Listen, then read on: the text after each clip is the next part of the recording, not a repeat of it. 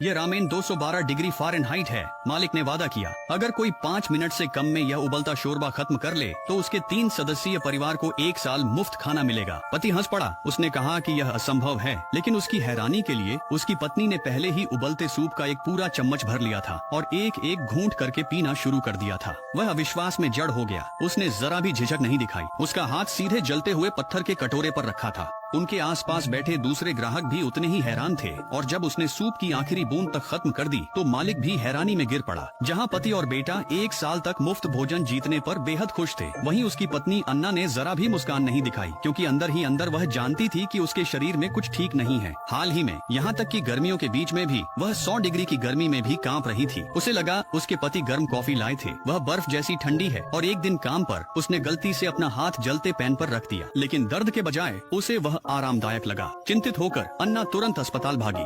जांच के बाद डॉक्टर ने समझाया कि उसका दिमाग अभी भी ठंड के कारण बने सर्वाइवल मोड में है। उसने पूछा कि क्या वह हाल ही में किसी बेहद ठंडी जगह पर गई थी। उस सवाल ने उसकी यादें कुछ दिन पहले की ओर खींच ली।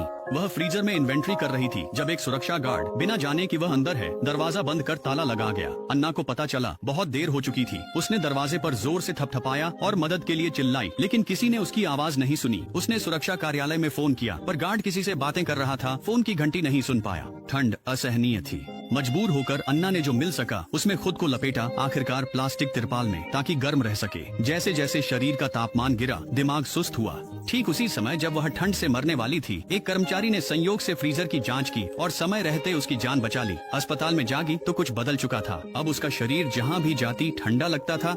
डॉक्टर ने कहा कि वे ज्यादा कुछ नहीं कर सकते, उन्हें इंतजार करना था जब तक उसका दिमाग खतरे में न हो। दिन गुजरते अन्ना की हालत और खराब होती गई। चाहे वह कितनी भी परतें पहन लेती, उसे और ठंड लगती रहती थी। सुपरमार्केट में काम करते हुए वह अब इसे सहन नहीं कर पा रही थी। ठीक से सर्दी का कोट न होने के कारण वह बेकाबू होकर कांपने लगी। अपने सामने उबलते तेल को घूरते हुए उसने अपना हाथ आगे बढ़ाया और उसमें डुबो दिया। काफी समय बाद पहली बार उसे आखिरकार गर्मी महसूस हुई। आखिरकार उसे काम से छुट्टी लेनी पड़ी, लेकिन अपने घर के हर हीटर को पूरी ताकत से चलाने के बावजूद भी उसकी ठंड दूर नहीं हुई। फिर एक सुबह उसने पास की एक अपार्टमेंट बिल्डिंग से आग निकलती देखी। बिना हिचकिचाहट वह आग की ओर दौड़ी और जलती इमारत में घुस गई, लेकिन आग ने उसे कोई नुकसान नहीं पहुंचाया। वह सुरक्षित बाहर निकली और एक एक करके बचे लोगों को बाहर ले आई। भीड़ उसके चारों ओर तालियां बजा रही थी और उसी पल अन्ना ने महसूस किया जो उसने बहुत समय से नहीं किया था। एक उद्देश्य, कड़ी मेहनत और दृढ़ संकल्प से उसने खुद को बदल डाला। वह फायर फाइटर बन गई। अपने परिवार को हौसला बढ़ाते देख वह पहले से ज्यादा मजबूत महसूस करती थी, लेकिन अन्ना नहीं जानती थी कि खतरा अब भी चुपचाप उसके करीब आ रहा है।